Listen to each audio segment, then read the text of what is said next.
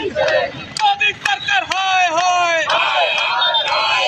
मोदी सरकार शर्म करो, शर्म नहीं तो डूब मरो। मोदी सरकार को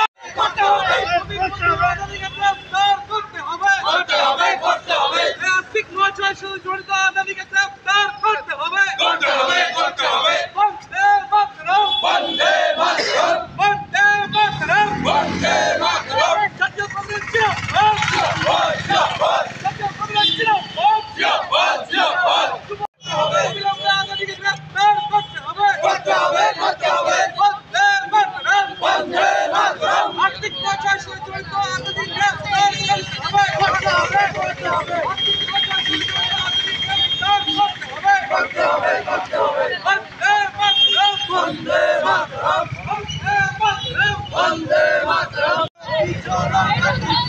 मोदी सरकार भारत छोड़ो,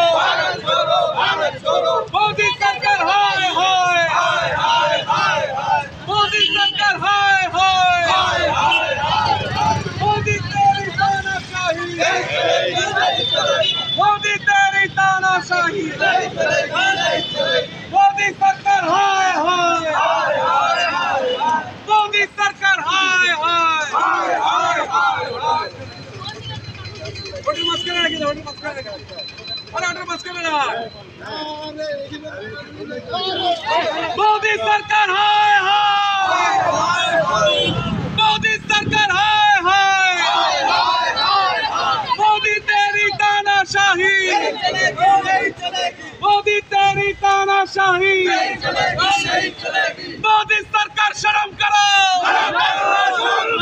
मोदी सरकार शर्म करो।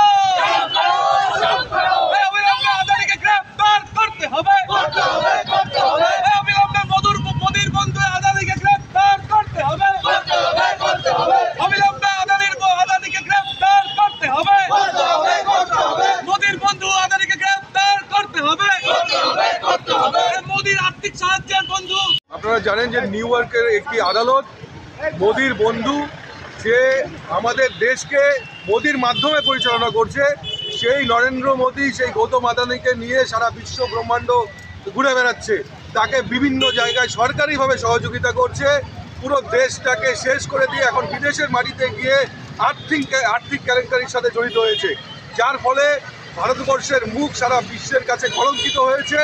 সেই জন্য আজকে আমরা যে কথাটা আমাদের নেতা রাহুল গান্ধী বিগত কয়েক বছর আগে থেকে বলছে যে এই গৌতম আদানি সমস্ত আর্থিক কেলেঙ্কারির সাথে জড়িত, দেশকে নরেন্দ্র মোদীর মাধ্যমে দেশকে সে চালাচ্ছে, নরেন্দ্র মোদী দেশকে চালাচ্ছে না, দেশকে চালাচ্ছে এই গৌতম আদানির মতো কিছু পুঁজিপতিরা। তাদের আজকে চেহারা খুলে গেছে, তাদের মুখোশ খুলে গেছে।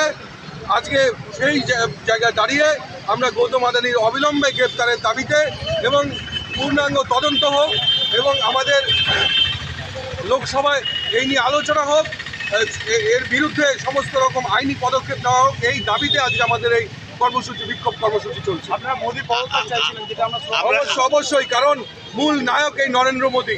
এই নরেন্দ্র মোদি আমাদের মাননীয় প্রধানমন্ত্রী, তাকে হাতে করে ধরে নিয়ে সারা বিশ্ব ঘুরে বেড়াচ্ছে আমাদের প্রধানমন্ত্রী। এই আদানিকে নিয়ে বিভিন্ন দেশে যাচ্ছে, সেই সরকারি সুযোগ সুবিধা নিচ্ছে, তার মাধ্যমে টেন্ডার পাচ্ছে, সেই বরাত দিতে গিয়ে সেখানে ঘুষ কেলেঙ্কারিতে জড়িত হয়ে যাচ্ছে, যার ফলে আজকে নিউ ইয়র্কের মতো আদালত থেকে তাকে গ্রেপ্তারি পরোয়ানা জারি করা হয়েছে। অবশ্যই নরেন্দ্র মোদি এর মূল নায়ক। আপনার নাম? শান্তনু দেবনাথ, সভাপতি, আলিপুরদুয়ার জেলা কংগ্রেস কমিটি।